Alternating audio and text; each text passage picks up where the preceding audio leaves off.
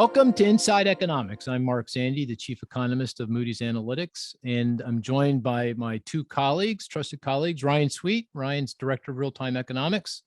Hey, Ryan. Hey, Mark. You're wearing my sweatshirt there, Ryan. Yeah, no, we dress alike. I mean, I'm going casual Friday. I've been waiting for Biden to pick his Fed chair, so I might as well get comfortable. Yeah, you're gonna have to wait a lot longer. Yeah, hopefully now they're saying next week. Yep. And the listener, that's an interloper. She's like diving right in. Yeah, that's Diane. That's Diane Swonk. Yeah, but we're going to introduce her formally in just a minute. But I have to introduce Cris. Cris is very quiet. He looks like James Bond over here, doesn't he? Oh my goodness. 1 week he's like, a Ferrari driver. The next week he's James, right, Cris? Ryan? International man of mystery. Yeah, that's true. Yeah. And Cris is obviously. I can vouch. I can see him. Close. Yeah, right. I'm telling you. Yeah. Deputy Chief Economist. Good to have him. And of course, Diane. Diane, it's so good to have you. Thank you for joining.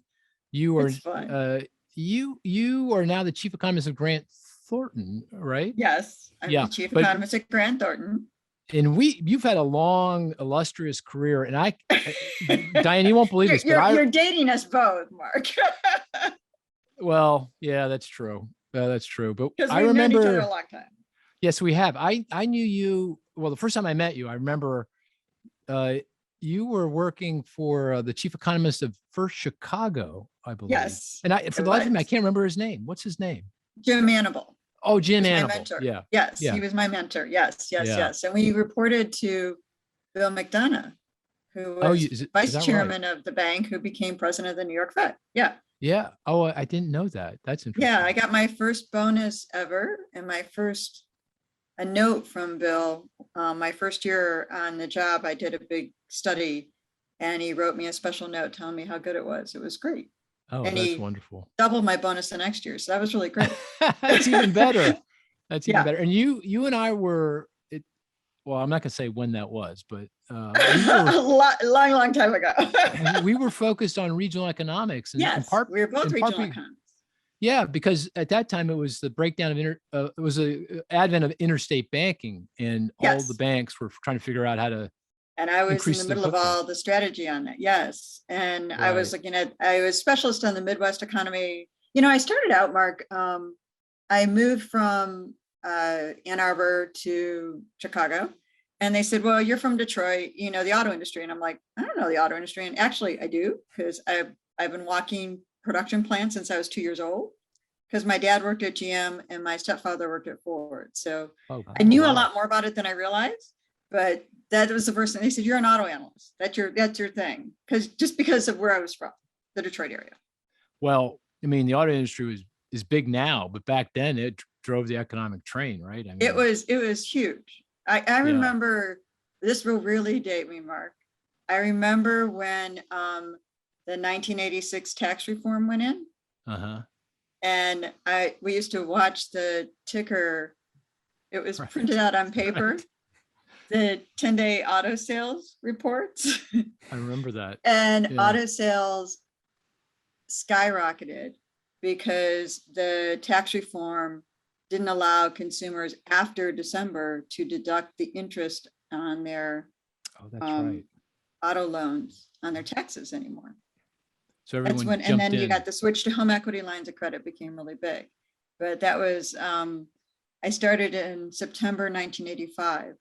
So. Wow. Well, you just dated yourself. So I did just date myself, but I did my undergraduate and graduate degree really quickly. And so I started at 23. So I'm 59. Is that right? I did. Yes. Wow. My goodness. And I did another graduate degree at Chicago, but. All right. Well, that switch over to home equity, that worked out really well, didn't it? I remember raising red flags about it in the 80s and in the early 90s, saying, hey, there's a lot of this stuff's going on like crazy here. I remember back in the day, and I shouldn't digress this much, but I was working on our credit card portfolio, which was a wonderful thing, all this real-time data. And I said, well, wait a minute here. Don't you have any linkage? You guys are giving people home equity lines of credit and credit cards when you give them a mortgage in the early 90s. And I said, don't you have any linkage here in terms of defaults? Because, they're linked. They're like, oh, people will never default on their house, so always pay their house. And I'm like, that's ridiculous. And I said, no, they'll keep their credit lines going longer. Yeah. Because they want access to credit, and it takes longer to foreclose a house. And well, here's a story for you, Diane, that you may not know. The company I started with my brother, and you may remember Paul Getman, who's now retired. Paul came to me and said, let's start a company. And I said to him, okay, Paul, I'll do it if we get a consulting project. And so we started looking around for projects. I wrote a proposal then like 1 week later to First Chicago, the credit card company. Yeah. And it was a project around determining the effectiveness of their marketing for cash advances, on credit cards. Yeah. And we literally got the project 2 days later. I could not believe it. Like I said, wow. I thought there's no way this is going to happen. I'm going to back in the day, I know some of the inside of, I loved our credit card people. I used to go out. We had a separate facility. Did you ever visit it? Yeah. Oh yeah. In Elgin. It was in Elgin. Yeah. With the waterfalls and the ducks and childcare. And the margins in credit card were really huhuge. Oh, those guys were making tons of money. It was just something else. Yeah. And I knew them all really well. And it would always stun me how I was never allowed to talk at the time about the margins that we were making or predatory lending or anything like that, because it wasn't predatory lending. It was just, we got really good margins. It was fine line, Diane, fine line. Yeah. It was incredible though. When you work with the credit card people, you're like, and they had casual days before anyone did. This was in the 90s. Early 90s and stuff. It was. Yeah. Well, here's the thing. You had First Chicago at the time, remember this, had 7 million cardholders. We got tapes for all 7 million cardholders delivered through the mail, I think. I can't remember. we put them up on the computers at Penn, University of Pennsylvania, their mainframe, and we processed it. And can you believe it? We had access to the information for 7 million people. It's one of the things that gave me a huge edge for a long time, because I would get comps all across the country of what was going on. And we didn't have big data in the way we do now that you can get this credit card data, but I had a lot of information that gave me incredible insights. And it wasn't as real time as it is now, but they're pretty lax about it. Yeah. Well, that was the one implication is you got data. The other implication is really you've got it's pretty lax. Pretty lax. The company doesn't exist anymore. But can you imagine that? Morgan Chase. Yeah, we were the biggest processor of data, I think, in the East Coast that year. So it was right. Anyway, we definitely digress. We definitely digress. Yeah, but that all good stuff because it's relevant to the topic of the big topic of the day, and that's the consumer, which we're going to talk about in a few minutes. But so you were for Chicago, and then what? What happened after that? I went to Mesro Financial, so 30 years in finance, right. And actually, I have one in my house. I have a house in Michigan because I'm from Michigan. It's only an hour and 10 from where I am right now, and I'm going there later after this. No. But it has a cup that's Moody's.com. Do you really? No. Yes, I have one of your old cups. Marked in the house. And we thought we were going to make a fortune on those, by the way, Diane. Selling those trinkets. Yeah. Well, and actually, I don't know if you remember this, but one of my son's best friends ended up working for you. He went to Berkeley, working with your brother. And who's that? Do you remember his name? Oh, Colby, yeah, sure. Lewis. Yeah, he's really Colby, good. Yeah, very good. Since kindergarten, we still know Colby. And he's like another son to me. But Colby's now working on, he's going to graduate school in New York at Columbia, and he's working on climate change. Went from Berkeley to Columbia to work on climate change engineering to cool the planet. Oh, very offset. Cool. Yeah, really cool stuff. So anyways, we have a lot of linkages. Yeah. Mark. And then Mesro, you were. Oh, and then I had my own company. You had your own company. Yeah. And then I had a bunch of suitors that wanted to work with me. And that's great. This was the best mix because I love middle market, and you get so much rich information from your clients, and you can add a lot of value. So that's why I'm where I'm at. Fantastic. And it's nice to be out of finance. I often say, I spent a lot of my career, my whole over 30 years in finance, and I worked with a lot of great people, but I spent a lot of time swimming with sharks as well. Yeah. And now I'm kind of swimming with dolphins. That's Ryan. Ryan is like, he'll, as soon as I turn my back, watch out. Yeah. Right. See, right. The only Cris? reason you have me on this podcast Watch is out. to poke fun. I tease So now Ryan. everybody knows all about us, but they don't know anything about the economy. Well, okay. We better talk about that then. Mhm. Yeah. Good Better talk point. about Thank you for that little nudge. We got to talk back to business here. Okay. It's just Mark. fun talking with you, Mark. Yeah, so. I know. Absolutely. Okay.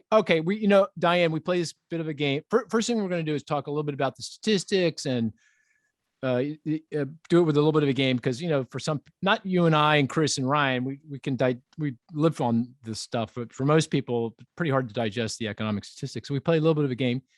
We state the statistic, and then the rest of us try to figure out what that statistic is. The best statistic is one where it's not a slam dunk. We're all going to get it fast, although sometimes that's hard. And one that's not so hard, we'll never get it. And this is bonus.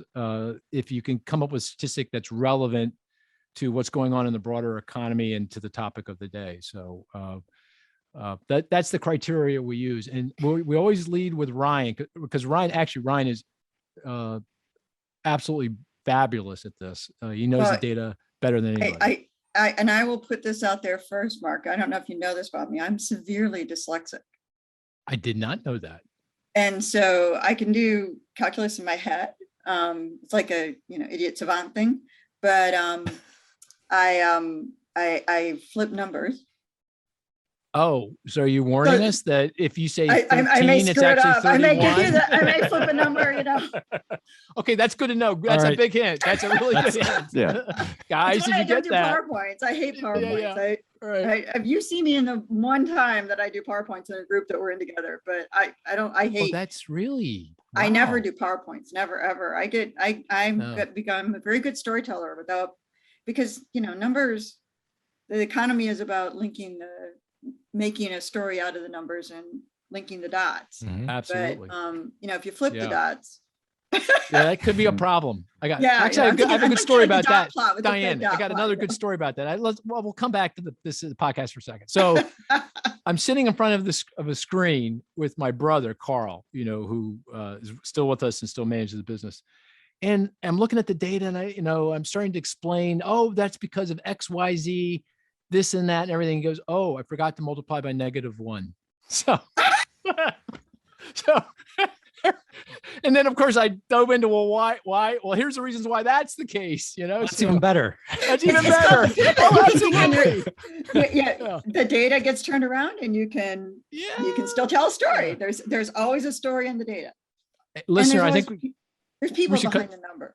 We should cut that out, I think, Ben. No, I'm only kidding, listener. We're going to keep that in. Yeah. Anyway. But there's also, people also forget there's people behind the numbers. I know this seems kind of trite, but people always think we're thinking, when they talk to us, what's the first question you always get, Mark? What is the stock market going to do? And that's like the last question you want to answer. Yeah. But the real question, you guys, right? It's the real issue is Diane, what's the stock market going to do, Diane? No. But isn't the real there question? Goes the script. There goes the script. Oh, but we actually we're going to come back to that though. You can't talk about the consumer without talking about asset values, right? Well, you have to talk about that, but that's different. But the issue is that we're all talking about collective human behavior, and whereas on average behavior going to go, and it matters on average versus not on average as well. Yeah, absolutely. Okay, Ryan, down to business. Give us a good statistic. All right, I got 2 numbers for you. 2, okay. Yep. Oh no, I'm going to write them down, and I'll probably write them down backwards. Yeah. Fire away, Ryan. All right, down 28,000 and down 47,250. Okay, initial unemployment claims down over the last 4 weeks. Yeah. Right? Yeah. Oh, okay. Wait. Is that right, Ryan? Yes, that is correct. Where's the cowbell, Ryan? I'll get it. God. Get the cowbell, Ryan. Diane, you got to admit that's an amazing feat I just did. That was really good, Mark. I was like, it's good. I know you got it. Did it good. You That was never did the impressive. That cowbell. was quick. I did. More Where's the cowbell. cowbell? It's right here. Okay, ring More it. Go cowbell. ahead. More I rang cowbell. Good Lord. One of my favorite Oh. Saturday Night Lives ever. Oh yeah, that's a great Saturday Night Live. I missed that one. And what? Yeah, what are you talking Oh, about? no. Yeah, I don't know. When we're done this, Really? Google more cowbell Oh, you have SNL. You have to. Oh, my watch Really? God. Okay. I Oh can't my wait. God. All right. It- Okay. It's like from 2001 or something, or 2002. It's Will Ferrell. It's great. It's a great Classic. one. Oh, Will Oh my Ferrell. gosh, Yeah. Oh, it yeah. is phenomenal. He makes me laugh out loud. Yeah. Yep. So Okay. So what's the deal on the UI claims? Why'd you pick that one, Ryan? Initial claims from unemployment insurance. Well, the labor market's picking back up. I mean, Mm. remember we talked about October was a good jobs number, but November should be even better. So if you plug that into our employment, our real time, our high frequency employment models, 650,000 to 700,000 job growth in really? November. Yep. And remember, we're going to get some seasonal issues because of pull forward hiring because of the Right. early holiday shopping. So Holiday, it could yeah. be a really good number. Except you lose those 10,000 deer workers in manufacturing, but that's pretty small. Yep. They It's just went funny. bad. 2 weeks ago, I would have said, "Oh, that's so great, fantastic," and now I say, "Oh, that's great and fantastic." Then I go, "Oh, now people are going to worry about inflation. What's the Yeah. inflationary Yep. Yep. implications of all that growth?" Which we'll come back to. We should Yeah. come back to that. Yeah. But that's a good one. And what you had, the other one was that continuing claims, the one that was down? So you only got one. You get 50% credit. The other one was the 4-week moving average in initial claims. So both Oh. are important. So because yeah. weekly you can get a lot of volatility. right. Smooth it out, and it still was a really good number. And the number was 268, I think, right? 268,000 for the week. On the week. Yeah. On the week. And Cris, you always point to this. What's the kind of the stake in the ground for the economy back, kind of in full swing? What would be UI claims? If we're below 250, Below we're 250. on a solid Although ground. there's some, it's interesting because some of the labor economists that I meet up with, we do this at NABE, which we're both members of, with the labor economist meetup.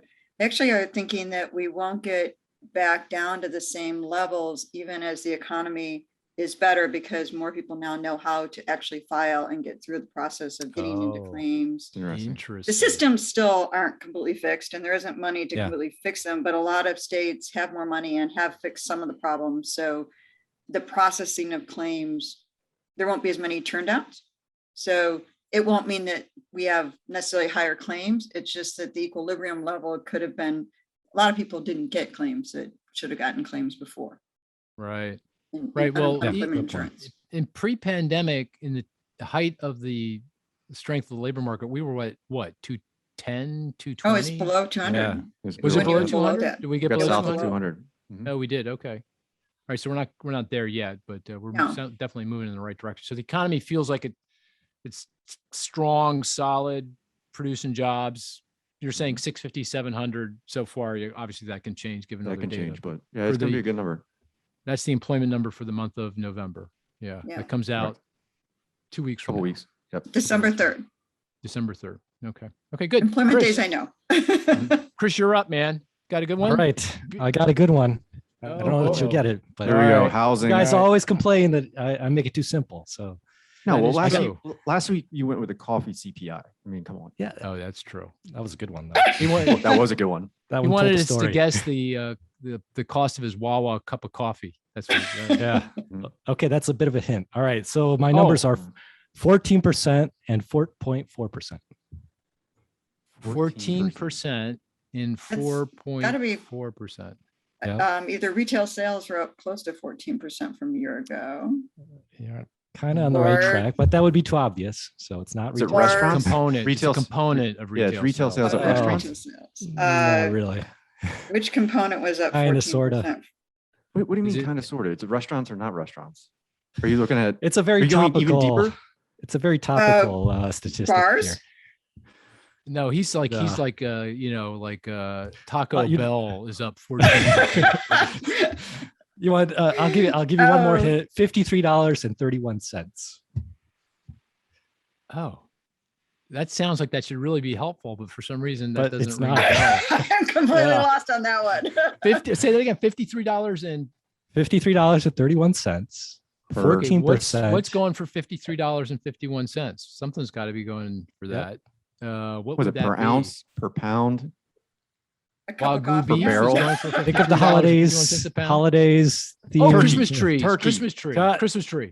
Turkey. Thanksgiving meal is Oh, I got it. $53.31 according to the good. American Farm Bureau, up I don't know. 14% year over year. Which Oh, now you're sounds- gonna mess up what I wanted to do. Oh, But sorry. anyway. Uh, That's 14%. okay. I'm turkey. still, I thought Turkey's turkey way up. prices haven't. No, but I thought they turkey hadn't gone up price. that So much. that's what I was gonna do is turkey prices have fallen 0.1% in October Nothing. from the month before, and they're up 1.7% from a a year ago. So How turkey's come? really cheap. How come, Diane? There's no problem with supply? What, I mean, I don't get it. People Why- hate turkey. yeah, Oh, turkey is so And overrated. my husband's any indicator. He's like, stop buying turkey. I don't want any more turkey sandwiches. I'm like, Thanksgiving's really? coming. We've got turkey. No, turkey's way overrated. oh. Kinda Well, hold dry. on. So here's well, I'm a little confused. Lots of food prices are up. And all the protein prices are up. by a Yeah, lot, but and not if it- turkey. and I sort of the looked narrative up in my turkey. the narrative in my mind was a lot Mm. of that's transportation costs, right? Right. That, Right. but why not? Why, if that were the case, why wouldn't turkey prices be up? I have no Demand's idea. down. It's fell in October and it's up Yeah. only 1.7% from Yeah, a year ago kind in of bizarre. October, which is, really low. Maybe that's I mean, that's- skimpflation. The skimpflation. These are smaller turkeys. I remember someone, Jamie Dimon, when I worked with Jamie Dimon, I had him introduce the head of Walmart, and it was at a NABE meeting, and he was talking about how they used to count. They would have everyone come in from their places to report every week on how business was doing. Uh-huh. And their lead indicator was whether or not, because there's a lot of, in Arkansas, there was a lot of chickens that they would transport in trucks. And sometimes the chickens would fall off the trucks. And if there was a lot of chickens on the side of the road, that meant it was a really good economy. And if there wasn't a lot of chickens on the side of the road, it meant it was a really bad economy because people Oh, picked up the chickens interesting. because they wanted to eat them. That makes a well. Now that's there an you go. interesting economic indicator. Yeah, that is an That one interesting you not. Have you investigated that one? Is that something you've done a study here, or I haven't done a study. I Yeah. heard it from the former CEO of Walmart. The last thing you want to do is be driving behind a chicken truck. Really? Mhm. There's In other trucks Delaware. that are worse That's true, but in with My live experience. game. Yeah. Well, how do you know all this, Ryan? Or you like? Delaware, it's got a lot of chickens. So when I was Oh, at the really? University of Delaware, Oh, you I were would at the drive University of home Delaware. and I get stuck behind these chicken trucks. Yeah. You Right. don't want to pass a chicken processing plant for sure. Oh, No. Really? No, I don't. I see. I'm sheltered. I don't know this stuff. Maybe I need to get out. yeah, Right. Mhm. yeah. Yeah. Well, that's a good one though. So Diane, we got yours then. The Yeah, turkey sort of, price. because I was. No, I was, that's good. I have That was a really another good one one. though. I have Oh, you another do? one. Okay. Fair. Okay. Fire away. It's down 1 million since February 2020. Down 1 million. Would that be since February of 2020? Well, the labor force is down 3 million. Would that be the number of Some sector of labor women force. that are out of the workforce compared to no, Is it labor market related? is it labor market oriented? Oh, Okay. it is. Okay. Are we on Chris, track I would here? do a Are labor we, market one. Yeah. are we in the right ball in the same, are we thinking the right, this is the right way? Sort of. It's sort of, it Yeah. could be. Yeah. It's okay. You don't have to tell us anymore. Okay. What about, is it a million people in leisure and hospitality? Down Not a in leisure million hospi- people, it's down 1 million. Oh, Is this daycare workers? That's a clue. no, that's what did you- 100K. No, Daycare That's workers, 100K. 100K. All right. But it's not people, she's retail, saying. maybe It's not retail people. workers. No, Well, not it's people. people doing something. Yes, in the labor Oh, market. telework? No. No, Doing I don't know. This is good. I give This it- is a good one. it's a good one. Yeah, Multiple it's job really- holders. That's a great one. That is a great one. Cowbell. Down 1 I million. think that's a Holders. cowbell. That's a There you go. cowbell. Actually- There you go. I I think what was good about that statistic is, to me, that's an encouraging statistic, because it means, well, one is a testimony to how low wages were at the peak of the last economic cycle, that people had so many multiple jobs and there were so many multiple job holders. I hope, and I don't know, But I hope it's in part because wages at the lowest end have gone up enough that people don't have to have multiple jobs. I don't know that yet. We'll have to test that and see how that holds going forward. But, that people had to have multiple jobs. And that also means there's fewer people working, all these staggered shifts and stuff like that. It's really nuts to have all these jobs. But that's a reduction in labor force too. That is. Right? Yeah, that may be one reason why non-farm employment, which counts the jobs, not people, Right. may not actually return to full strength or. Right. Yeah, Exactly. right. It's kind of interesting, isn't it? That's that's a great statistic. I had not I thought it was. been looked at. Yeah, it's a fantastic one. Very good. Okay. Are you ready for mine? Mhm. This should be, Okay. I'm worried this might be a little bit too easy. That's Back a to normal hint. index. Yeah. Right.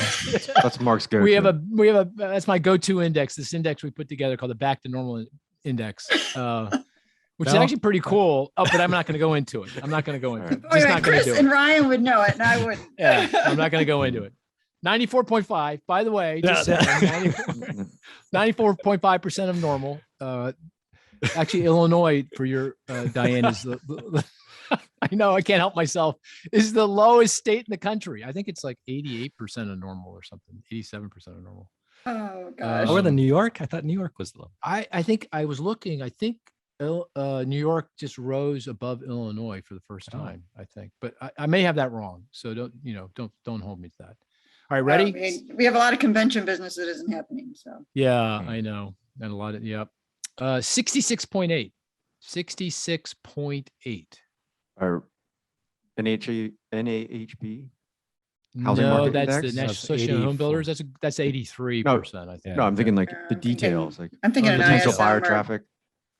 ISM, PMI? no, it's not NHB, it's not ISM. You guys, it's relevant to the topic of du jour, the consumer.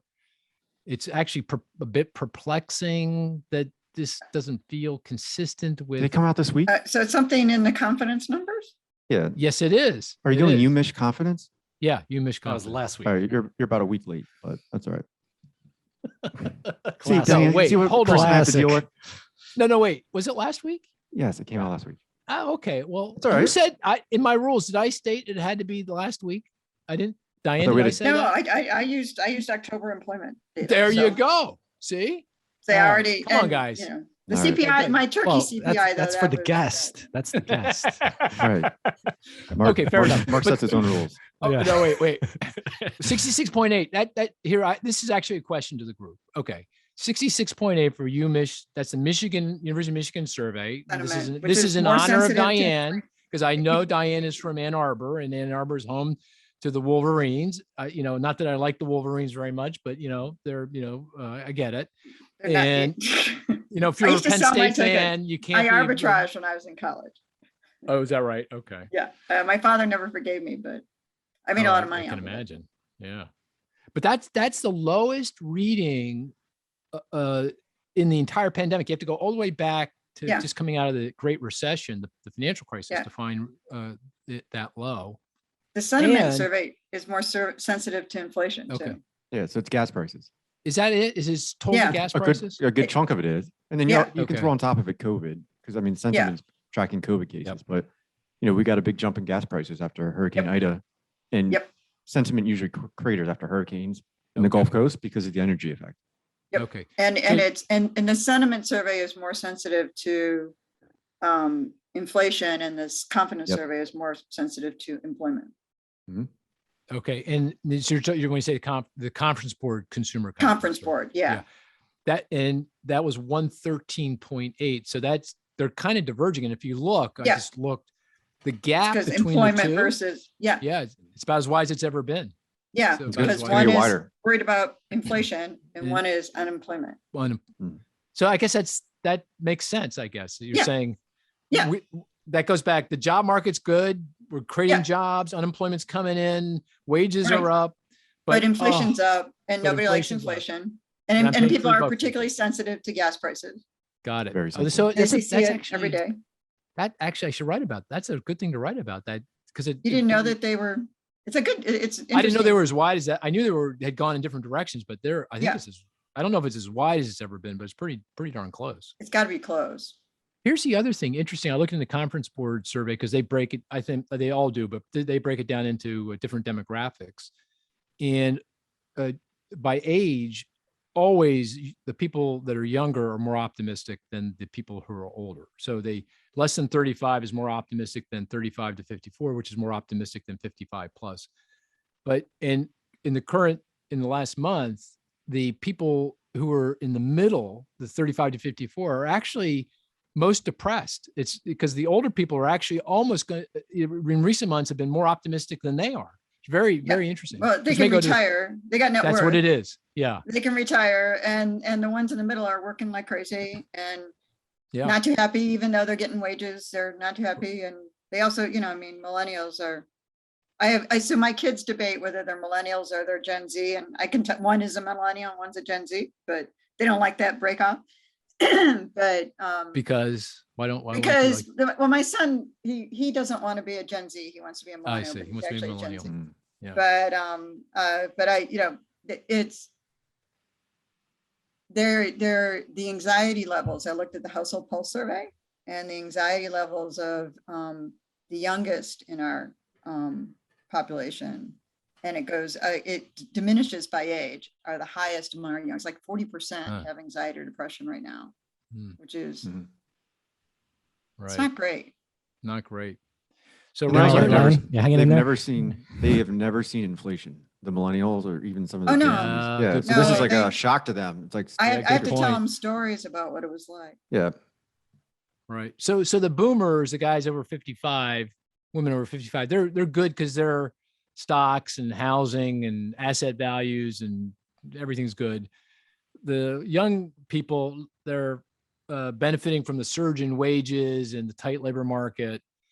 But the guys in the middle, they're feeling, of course they have the kids too, and they're taking care of the kids. And they have more inflation. They feel and they have more inflation, right? Their wages aren't going up as rapidly.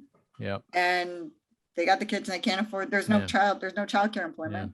Education employment's down. Yeah, Cris and I both of us are probably pulling down the University of Michigan and Conference Board because we're taking care of our little kids. Don't give me that, Ryan. You love it. It's a joke. Yes, I love it. Yes, I love my children. My kids everybody has those days though. My kids always go back to because I was in the World Trade Center. I was responsible for NABE being in the World Trade Center, and actually, my cancers this year were because of the World Trade Center. But my kids always go back to that age. They were 3 and 6 in 9/11, and my son said to me, as he came back from school and went online, he said, Mom, if we had been 3 and 6, we wouldn't have made it to 4 and 7. Yeah. You wrote a great book after. I think everyone should. You wrote a really very good book, great book. People should read after your experience of 9/11, because people don't know this, but NABE, the National Association of Business Economics, at the time it was Business Economists, I think, had their conference. No, we had just changed the name. Oh, you just changed the name. Yeah. Right. Were you president then, or? I was on my way to presidency. Yeah. I was asked to be president of NABE when I was, or to do the annual meeting, which was on my route to presidency when I was 8.5 months pregnant with my son. Is that right? Wow. Yeah. And you accepted. Wow. Okay. Yeah. Well, anyway, so this is the Marriott Hotel in the bottom of the World Trade. And I actually had 4 people there. 4 or 5 had a booth there. We were a young company, really. And we were just, and boy, that was harrowing. And you, of course, you described your experiences, which were very harrowing at the time. So very, very good book for people to read to get a sense of just how scary that time was. Very scary. Anyway, big topic, consumer. So let's begin this way. How are you feeling? How do you think the consumer is doing? American consumer is doing? How would you characterize things? Well, it's interesting because you laid it out well and primed it up, Mark, with the dissonance between the consumer confidence survey, employment doing well, and they're angry about inflation. They're angry, but they're spending anyways. They're spending like banshees right now.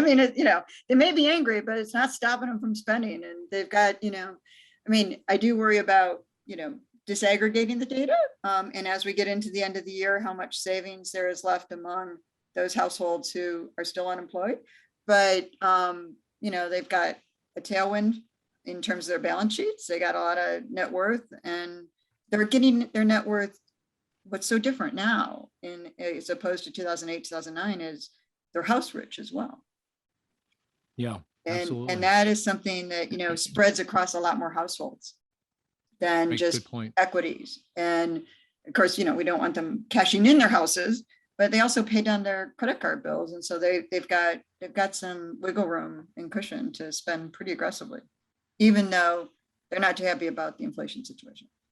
Do you do like a forecast, a lot of other economists, for holiday sales? Like, what are Christmas? If the Wall Street Journal calls up and say, "Hey, Diane, what are Christmas sales going to be this year?" What do you say? Do you have? Yeah, I did one every single year for many years, and I did look at the data this year since we were going to talk about it, because I did it annually for like 20 some odd years. So it's not something it's something I have done a lot of, but the comps, even after adjusting for inflation, are the strongest I've ever seen. Even if we were to deteriorate from here on out, from where we were in October. Could be double digit, right? Double digit. Oh, easy double digit. And after adjusting for inflation, depending on which category, could be high single digits with a lot of inflation. So that's just stunning to see the kinds of gains and even the online spending. The comps get harder because we spent so much online last year, but even that, you would have to really crater it like crazy to not have still a really good year. Yeah. The numbers are really, really good. And it's not just base effects, meaning last Christmas wasn't great, but it wasn't bad. It was like, no, I mean, it was, we did slow down as we went into the end of the year. Remember, we almost, and I think you and I were sort of on the same page on that, because we had a negative print on employment. We really needed that. Oh, that's right. That's right. December was negative. December was a contraction in employment, and people were running out of their money, and the food bank lines were getting longer, and it was crazy. It was a hard time, and we were going into the we had just gotten vaccines in November, but they started giving them out, I think, in late November. But that. It was hard, but it wasn't contracting. But we could have gone into another recession if we had not gotten that on December 27th, the $600 billion. Yeah, that was the kind of the quiet package that got through, because I think because of the Senate. It actually lapsed a day. Oh, is that right? Is that it?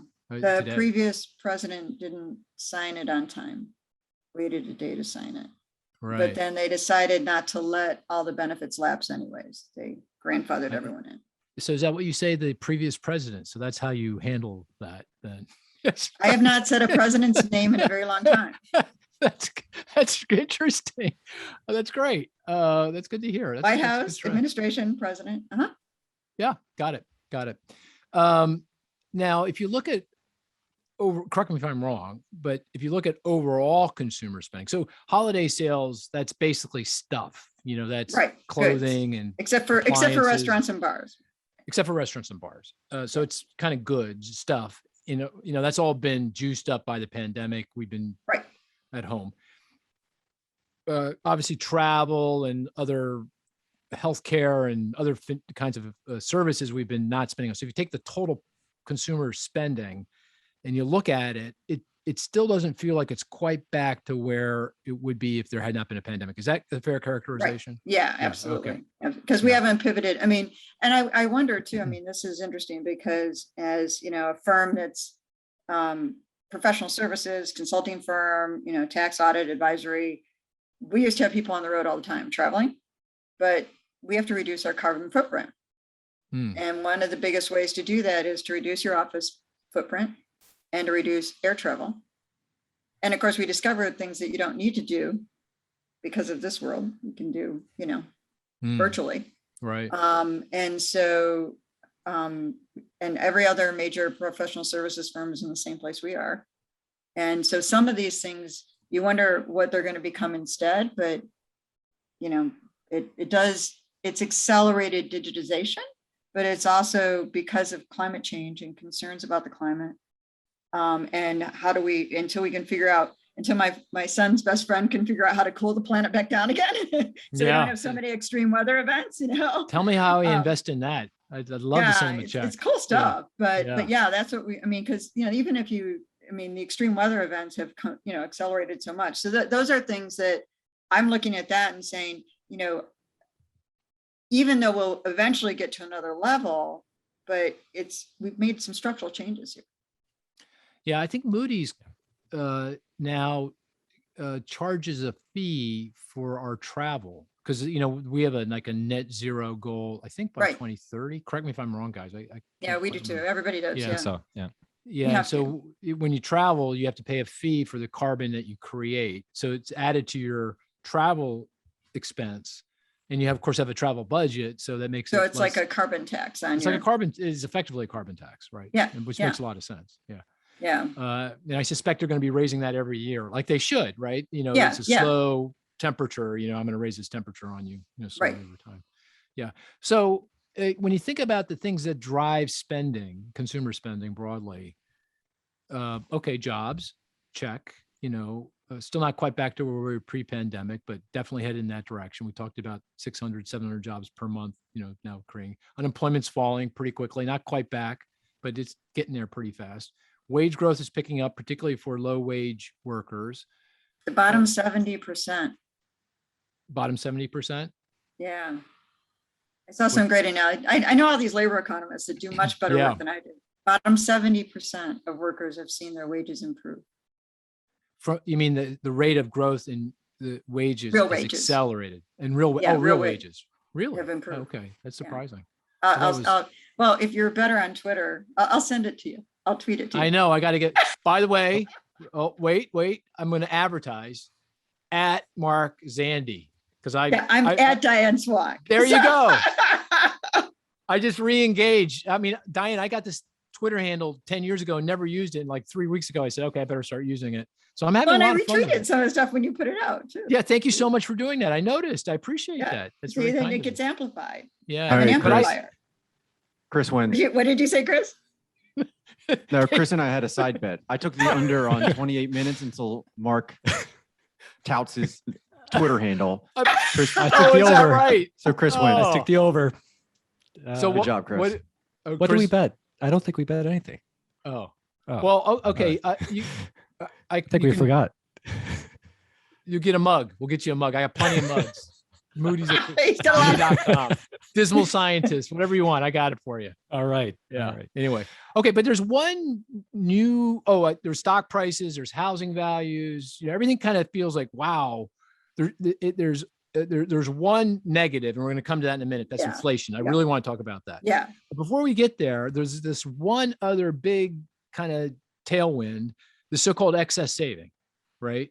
And did you want to talk about that? How do you feel about that? In my mind, that's a big wild card in terms of spending going forward. Yeah. So the saving rate dropped to 7.5%, which is almost pre-crisis levels in September. Of course, the fact that we lost a lot of income support from the unemployment insurance lapsing, that brought it down. We actually, the question is there going to be some kind of discretionary savings, or is there going to be dis-savings going forward? And we think there's a period of more dis-savings because of the wealth effects.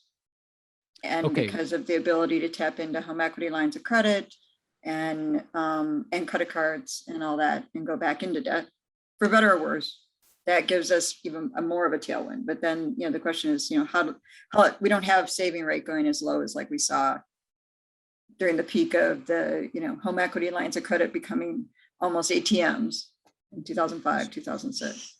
So just to level set for the listener. So what happened is the pandemic hit and our saving rates got jacked up, for lower middle income households because of government support, stimulus checks, unemployment insurance, so rental assistance.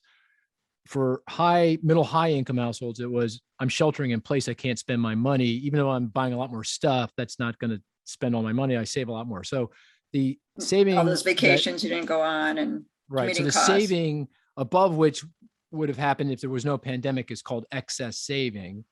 And by most calculations, including ours, through September, it was about, you've added it all up, $2.5 trillion. That's 10% of GDP. A lot of money. Yeah. And so what you're saying is you think going forward, because people are now traveling and spending, their saving rate has now come back in, it's closer to where it was pre-pandemic. they're not going to build any more excess saving. And in fact, they're actually going to spend down some of that excess saving going forward. Yeah. Yeah. Okay. And do you have a sense of, now, if $2.5 trillion was spent in 2022, boom, right? 10% of GDP. And that would be, okay, inflation's it's going to be a big problem because the unemployment rate's going to zero. It's not going to be that much. Yeah, no. It's not going to be that much. So you're saying. I mean, unfortunately, there's also, that's where the distributional issues get in, right? Because a lot of that savings is in places like high income households where they might spend their income. And it turns out they do spend a lot of their income, but they don't spend much of their savings. Yeah. So the way I would characterize what you just said was for higher income households, they view this as it's wealth. I mean, it's my nest egg. Wealth. Yeah, it's their nest egg. Yeah. It's the boomer who sat on my back deck, didn't spend the money, saved, sitting in my checking account. Now maybe it's moving into stocks or whatever, crypto. By the way, Diane, James Bond over here is a crypto. Oh God. You and my daughter. Yeah. Yeah. Look how wealthy he looks. I'm surprised he's even still working. Well, look at him. I mean, right. My daughter is like, And then my daughter is telling me about being a long-term investor in crypto. Day and a half, I guess. I love that. What does that mean? Like next week or something? Yeah. Gosh. That's why Cris is dressed like Zoolander. Is that he's getting into the crypto world? And Zoolander. I view that as a diss, Cris. That's a diss. I called you James Bond. He called you Zoolander. Which would you prefer? So I didn't know anything about the Cowbell. I didn't know Zoolander either. So you didn't know Cowbell? I'll have to look up. I didn't know that. I did not know that. Cris. I got a very Ryan, over here. Ryan, you and I are so on my screen. I can see everyone, and Ryan and I are on one side because we know the Cowbell. Right. And I know Zoolander. All right. So I think you guys are just lagging over there. I know. They don't find me funny because I gotta hang out with you more. Jeez. I'm sorry, Ryan. I find you quite funny. Oh, thank you. Where was I? Oh, I don't know. Saving, excess saving. Let's talk about. I was just digesting that conversation, but let's just. It's all the happy talk now. But okay, let's get to the brass tacks here. And the surge in inflation. Yeah. Two things. One, how big a deal is that to the consumer outlook? And that gets to the second question: how long is this high inflation going to be around? What is your thinking around that? There's, we obviously read your op-ed piece, so I have an advantage on you. Okay, fire away. I'm really, really curious. So, okay, I just wrote a piece. You'd appreciate this I just wrote a piece called "One Way or Another," based on Blondie's 1979 hit. I'm going to get you one way or another. That I do know. That's great. I know that song. One, Cris. Okay, that's a great song. But so, and it's because Jay Powell. We don't know who the next chairman's going to be. If it's going to be Jay or if it's going to be Leo Brainerd. But the Fed has said we're going to get inflation one way or another. It'll be transitory one way or another. And either it will abate of its own accord as demand normalizes and supply chain disruptions are worked out and labor comes back, or the Fed will forcefully stalk it. Deborah Harry actually wrote that about a stalker that was stalking her, going after her. You guys didn't know that, did you? I did not know. And so this makes the Fed the stalker. She knows everything. That makes the Fed the stalker, and the Fed chasing inflation down, because we know the math on inflation gets easier. That means that inflation looks lower as we get into 2022. I actually do think that there's, I'm a little more worried than you are about the residual shelter cost inflation and medical cost inflation that we're going to get underlying inflation in 2022 in the second half. And I'm worried that the Fed, in reaction, inflation is going to get worse before it gets better, first of all. We know that. And then I do think it will start to abate, but will it abate enough to not burn or to not panic the Fed? And one, I think the Fed was too slow on tapering because they bought a bunch of assets to stabilize financial markets in March of 2020, which needed to be done because we didn't want to have a financial crisis and a pandemic together, which would have made it doubly worse and hard to get out of. But that was a long time ago, and financial conditions have eased a lot since then. And so they'll accelerate their tapering. And I think they're going to be raising rates 3 times next year. My worry is that instead of being, Powell has said, that Chair Powell, Jay has said, he will be patient but not hesitate to raise rates, and that the Fed will be patient but not hesitant. I worry that the Fed will not be prudent and will panic. And central bankers are hardwired to fight inflation. They've been raising rates on and preempting a non-existent inflation for 30 years. And they haven't chased inflation down since the 1980s. And my concern is be careful what you wish for on low inflation, because the Fed may overshoot and get us into a boom bust situation. So you're saying, okay, my sense is that inflation may not have peaked yet, but we're next month, 2 or 3, we're going to peak. It will peak and then it's it going to will moderate. Moderate, yes. But it may and supply chain bottlenecks. I mean, one of the big uncertainties, and you're right with me. I mean, the course of the virus determines the course of the economy, and Delta wave exacerbated inflation pressures even as it slowed down consumer spending because of the supply chain disruptions. And we've got another wave out there, and Europe's going into mitigation efforts right now. Germany is, and the UK are hitting some trouble. Austria, just big one in Austria. And I hope that, we're not as vaccinated as we need to be, although kids are getting vaccinated really rapidly. That's good.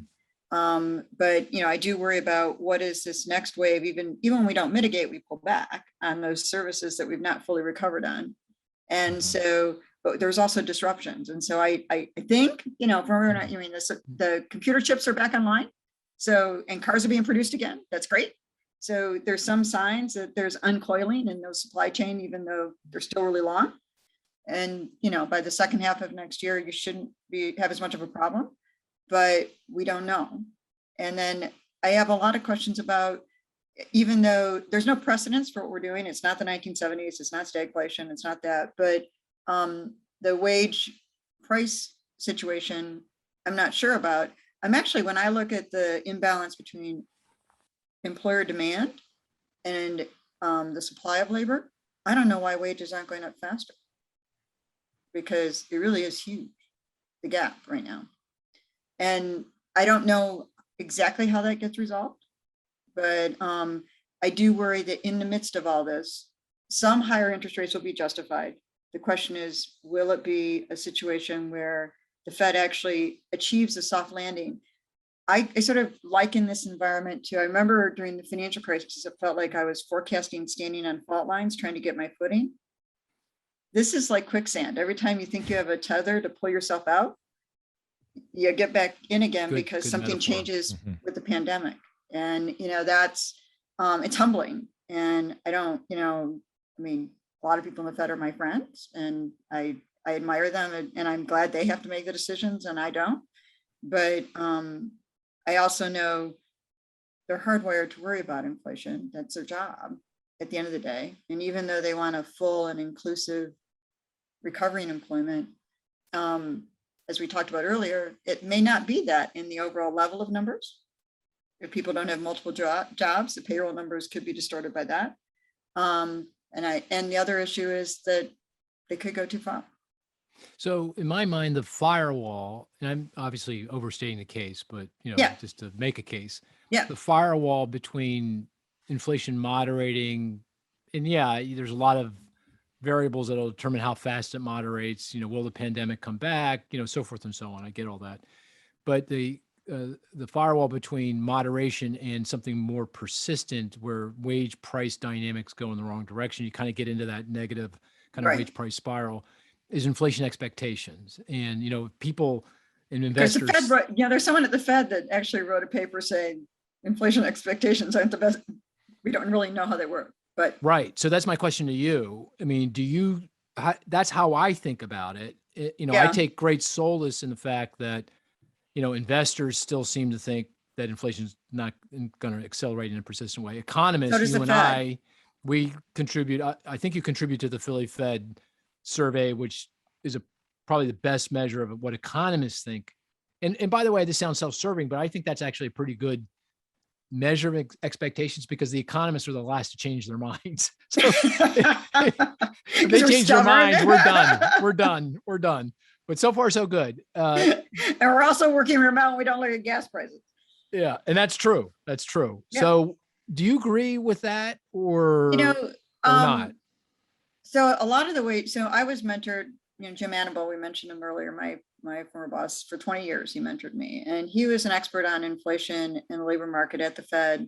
Actually wrote a couple of books on it when he was first starting out as an academic, after his academics in the 1970s. And what his work suggested was 80% of wages in the 1970s were tied to a cost of living, a COLA adjustment. And I remember my dad coming home from work, and he was a white collar worker at General Motors, and he would get his CPI increase for the year. So you had automatically baked in all of the increases from OPEC cartel into wages. And the only way to cut your payrolls was to cut people. And, we had a tripling of inflation from 1960 to 1970. And then we got this wage price spiral because we also had a high level of unionization, and white collar workers got the same thing that blue collar workers were in their contracts. I mean, it was contractual. And that has broken down. So that, so in that sense, I don't think that's going to happen, but I'm just not sure how the gap in demand between, will it be automation? I mean, we heard CVS say they're closing 300 stores this week. And, that may be the way that we. Who said that? I missed CVS. Oh, CVS, right. They're going to close 300 stores and go digital on those stores.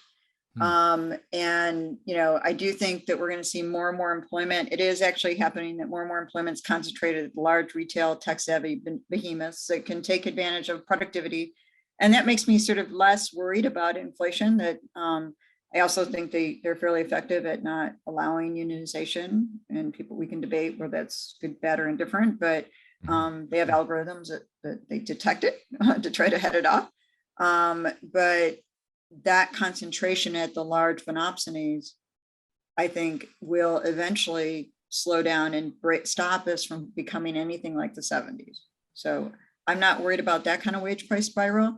I don't put it in the same form of expectations, because, if firms can't pay it, then they won't. And if they decide it's not worth it, then they won't. But I'm not sure, though, how long it's going to take us to get from here to there, and what that transition is going to look like. Right. Okay. Well, fair enough. So my takeaway, though, is that, there's obviously a lot of risk. We have a similar forecast. Yeah. That just we're headed in the right more direction. Yeah. We've got a problem with inflation, probably temporary, assuming the pandemic doesn't go off the rails again. Yeah. And temporary to economists is a year or two, where well, yeah, individual consumers, it's not. No, of course. Tomorrow is, that is no longer temporary. If it's going to be like next week or next month, I'm paying these high prices. No doubt about it. It's just from a 30,000 foot level looking down. And you're saying there is a risk the Fed messes this up, which is always obviously a risk at this point in the business cycle. When and I mean, I don't envy them. I mean, it's an easy. Who knows?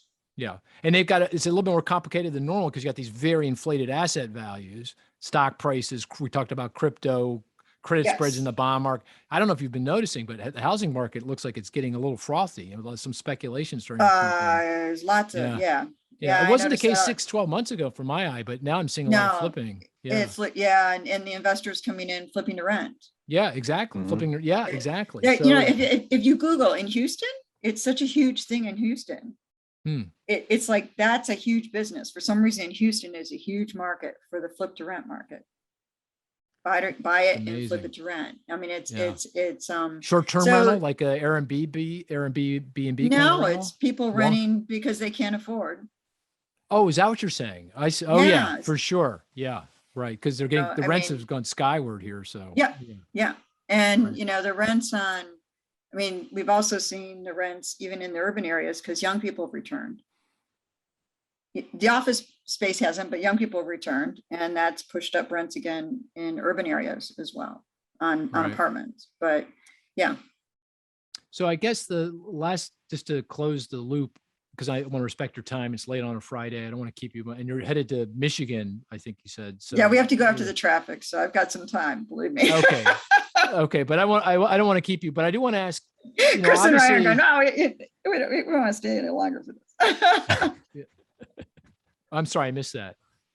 They're like, it's late. Yeah, it's late on a Friday. Oh, It's those later. two guys. Oh, No, no, Yeah, don't worry. it's, they they love got this used no, to I'm it fine. too. Are you And kidding? it's No, Friday they love and this stuff.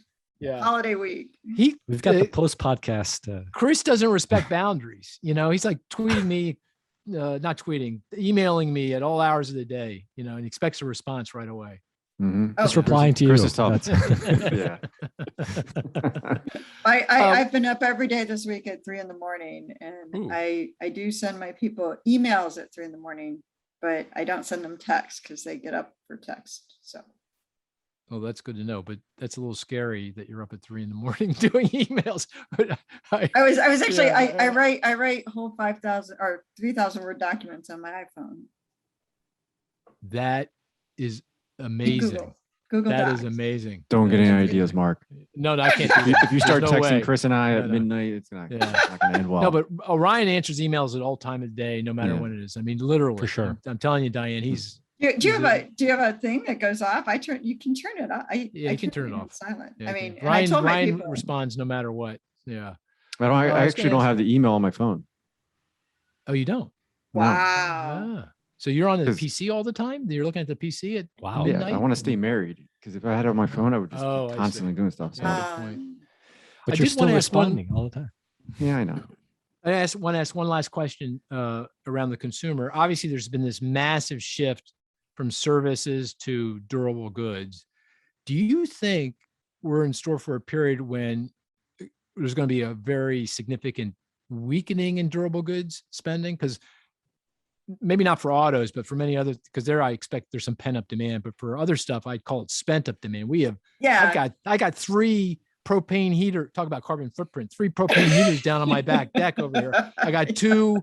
What do you call them? Water.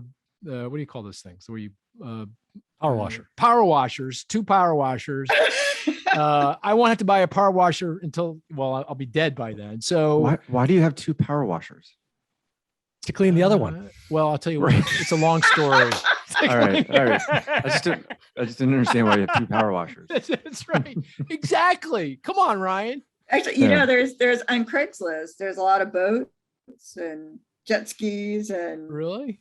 yeah. So 'Cause, everyone got boats when they got their second houses or they're going And to a dog. Airbnb. Everyone got a Yeah, dog. a dog, And, right? well, that's actually, it's really hard. My daughter trains dogs. She's in graduate school, but she's like trained, for blind epileptics and stuff and PTSD dogs. Not our dog, the dog that she got when she was 18 and brought home.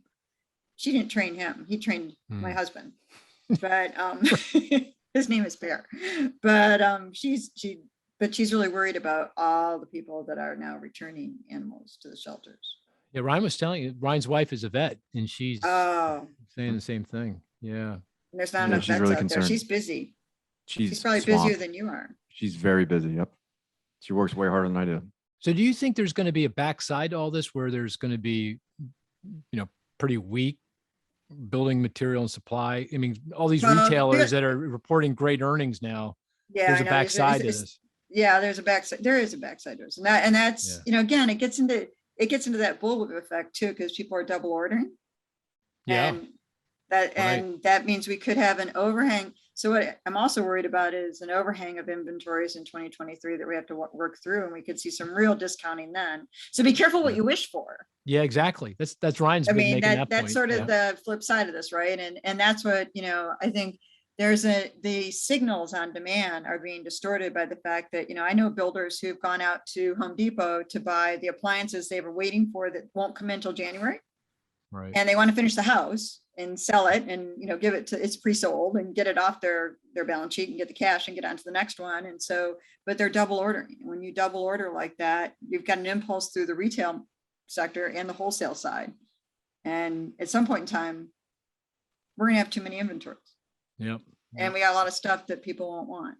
Well, Because we we've got a lot already to bought a talk lot of about, stuff. Diane. We're going to have you back to talk about that and How about all our stuff and how we get rid of all all our our stuff. stuff? Yeah. Hey, since we got Diane, last question to you, Chris or Ryan. There was anything you were wondering about that I didn't get to or didn't ask Diane about that you want They're answers like, to? no, we already know way too much about her. There, Chris, go ahead. I can't think of anything. You Yeah. really Okay. covered the It was gamut. a all great the ground. That's good. conversation. It was Yeah, great. a It good was a conversation. fantastic It was great. conversation. Yeah. You were Well, so you know- engaging and so lovely, and it's just a pleasure to chat with you. So thank you Oh, very it's much. fun to talk with you too, Yeah, Mark. you're I the mean, best. you know, and we've known each other almost our whole Long career. time. Yep, a long time. Yeah, indeed. Well, hopefully many more years too, Diane. So And thank now, you know, I have your Moody's, your old mug. I'm going that to send you're you a gonna new ex- one, by the way. And That would be yeah, great. Yeah, I I mean, would love to definitely, do it. definitely, We'll definitely. have send Mo- you- it's going to have Mark's Twitter handle on it. Yes. You're right, Brian. I know. I'm shameless. That's all right. You guys have to go look up Cowbell, Saturday Night Live. Oh, You definitely. have yes. to watch it immediately. Yeah. Because if you Zoolander. don't, I mean, my daughter, she was for a while, she was the head biologist. Well, she is a biologist. She was head of a brewery's, their entire quality control, and also testing all the beer and bacteria and all that kind of stuff. And they always would say more cowbell, and she didn't know where it came from. So I played it for her, and she's like, "Oh my God, I'm never going to be able to listen to that song again without saying Mhm. more cowbell." And Ryan knows exactly what I'm talking I about, know. but it is Oh, I got to go listen. Carl Quintanilla, who I just love, on CNBC. He tweeted out he tweeted it out on its anniversary. Its 20-year anniversary, I think. Oh, is that right? Yeah, I Yes. definitely got. I love Will think- Ferrell. He makes me Is laugh it out loud. Christopher Walken? Who's in Yeah, it, Christopher right? Walken. Yeah, it's Christopher Christopher Walken. Walken, too. Oh, Yep. oh, this sounds a classic. It's Yeah. amazing. It's Well, I would amazing. those- Diane's right. It's It amazing. ruins this song. Like whenever you Oh. hear it, you're just forever. You're just gonna think more Scarred. cowbell. Yep. You have to play it. You have to go and Oh, you all have to get So Google it Ben's, yeah. before Chris. Before you try to put this whole thing together, go Google that. And any of your listeners should also just. Mhm. It's just something, you know. If you need a moment of joy, Well, you know, Diane, the hardest part for us of this podcast is after we end, the three of us have to come up with a title for the podcast, and we've got a rubric for doing it. I One way think or another. cowbell is going to be in the title. cowbell somehow. should be in it. Yes, I Yeah, already got the absolutely. more title. for it. cowbell. Oh, you already got the title. Fantastic. All right. Well, I think we're going to call this a podcast. It was fantastic. Really, really good to have your voice. And the only thing I can say, Diane, since our outlooks are similar, we're both going to be wrong. So, you know, Yeah, I know. sorry about It's that. Yeah. well, at least we're in good company, Yeah. We're in good company. Good company. and we can, you know, we can commiserate together. But it's been a humbling year, and It all has I can been. say is it's good to be on, as hard as the pandemic is, and it's still going on. I will never forget